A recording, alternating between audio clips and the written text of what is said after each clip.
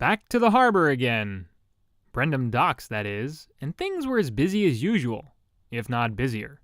Ships were coming in and out of the harbor like crazy, and the engines were having a hard time keeping up.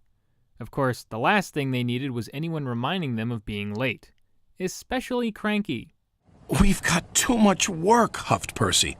Then perhaps a lorry should do your job. Percy was shocked. He told the other engines what Cranky had said.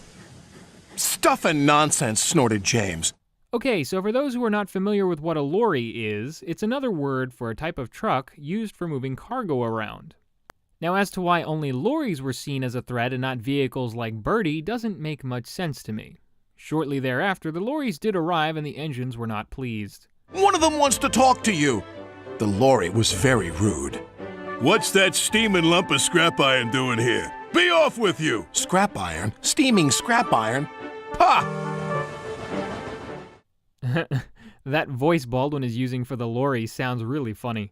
I can't put my finger on it, but it sounds like another character I've heard before. And is that facial hair on the chin of these lorries? What the hell is going on here? But as it can be heard, the lorries were not very complimentary to the engines. Not only was Percy insulted once, but twice by them. First it was a steaming lump of scrap iron, and the next it was a little green goblin on wheels. Then it was Toby's turn to get harassed. Well, well, well. No wonder this railway's a mess. You belong in a museum, not working in a quarry. I might look old, but I'm very useful. Useful? Pah! Replied the lorry. Just you tootle off. Tootle, spluttered Toby. Hey, don't get Toby riled up here, Mr. Lorry. Lest we forget Toby shoot a bull off a line and performed a tightrope walk over a raging river. Thankfully, his driver knew it wasn't worth arguing with the ignorant van, and they decided to go to the flour mill. Sadly, to their dismay, they realized another lorry was there, too. I'm sorry. Times are a-changin', I'm afraid. Toby might be old, replied his driver, but he's reliable. Come on, Toby. We'll go to the farms. They'll still use us. Toby trundled sadly away. This is tough to swallow. Times are a-changin' is right. I remembered that being a topic of discussion as I covered more episodes early on. The sets of Sodor would become more detailed and embedded with new things. The addition of new characters like diesels and such was also a staple for how time had passed. As Toby made his way to the farms, he noticed something else. He saw the lorry from the quarry again. It was loaded with rock. That lorry's in trouble, thought Toby. And he was.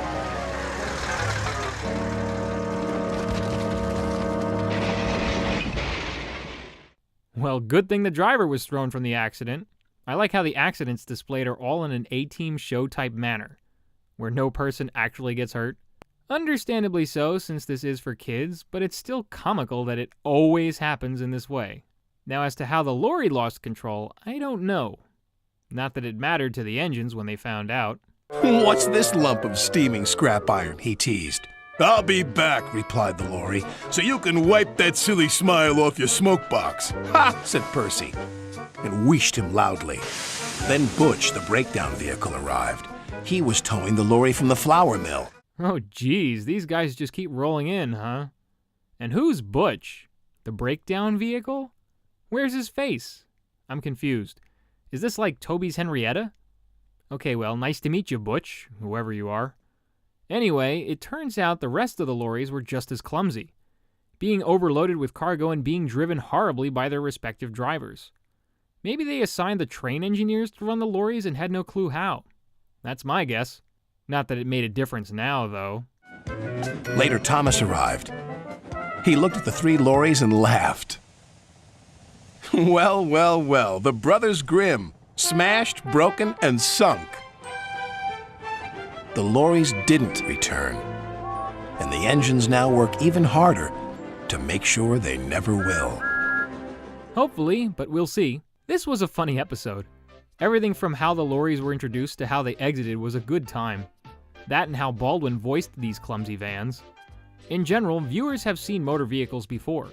Some good, like Birdie, while others not so good, like Bulgy. These guys, however, are even worse. They make Bulgy look mild-mannered. What I would like to know is, who authorized these three little dingle hoppers to the island? Must have been Top Hat, but then again, he was only seen in the very last frame. Cranky was the only one who suggested the idea. Seeing the engines get into verbal disagreements was also comical. Rarely is Toby ever mad, but it can be seen quite clearly that he was not having that bullcrap. Set pieces have some things tacked onto them. The Farquhar Quarry is revisited again, as well as Tidmouth Sheds. Here, though, we also get more shown at Brendam Docks, and newest of places is the Flour Mill.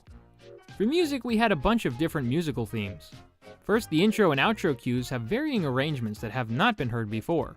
There's also the Skarloey Railway theme as the engines scuffle with the lorries, the Runaway theme as the lorry loses control, and lastly, George the Steamroller's theme as the lorries are brought in for repair. I guess this theme in particular is just going to be used for any troublesome road vehicle now. That seems to be what it's going to be associated with. Next episode is A Better View for Gordon.